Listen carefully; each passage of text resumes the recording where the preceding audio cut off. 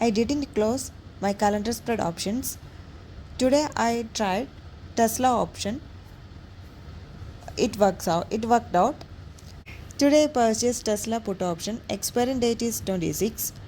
Its strike price is 294.17. I purchased one quantity for 444 445 $445.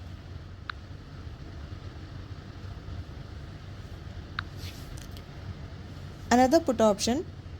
Expiring date is 26. One for $340. I sell these two put options for $930. My profit is one Tesla option sell buying price is 445. Another Tesla option price is 340. I sold these two for 930. So my profit is 145.